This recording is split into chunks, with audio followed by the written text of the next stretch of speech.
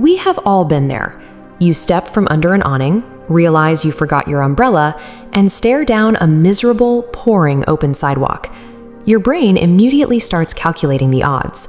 If you keep your cool and walk slowly, you are going to spend a lot more time out there, letting the rain pile up on your head and shoulders.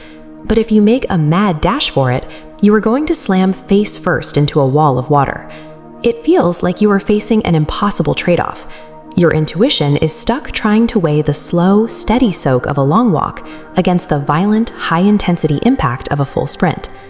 To figure out which strategy actually keeps you drier, we must ignore how the rain feels against our skin and analyze the storm from a purely objective, frozen point of view.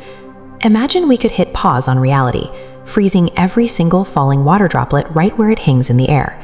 With the scene suspended, a basic physical reality becomes clear. Every time you step forward to avoid one raindrop, you immediately step directly underneath another one. A 3D box represents the rain volume directly over your head. Moving forward angles your path upward. Accelerating tilts this box into a slanted shape. But tilting a box doesn't change its space. The slanted volume is exactly equal to the straight box. Because that volume remains constant, the amount of rain landing on your head and shoulders per second is exactly the same, independent of horizontal speed. This diagram shows what happens when you move forward. You create a new vector, colliding with rain directly from the front. Your intuition was correct. As you speed up, you crash into those horizontal raindrops at a much higher frequency. However, we have to remember the actual goal. You aren't trying to survive the storm indefinitely. You are trying to cross a specific fixed distance from point A to point B. This diagram illustrates the concept perfectly by showing a snowplow clearing a distinct rectangular stretch of road. Whether that plow drives at 10 or 50 miles per hour, it sweeps through the exact same total amount of snow.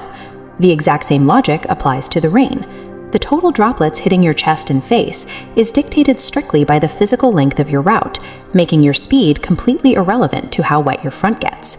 This diagram shows a straightforward equation synthesizing these two physical realities. Your total wetness equals the top rain per second multiplied by your time, plus the front rain per meter multiplied by your distance. Let's isolate that second half of the equation, the front rain. The distance to your destination is a fixed geographic fact. Since you cannot magically shorten that distance, this entire side of the math is a constant. You are going to absorb that water no matter what. That leaves the first half of the equation, the rain falling on your head. We already established that the amount of top rain per second does not change with your speed. That leaves time as the singular variable in this entire calculation that you have the power to manipulate. The math is unambiguous.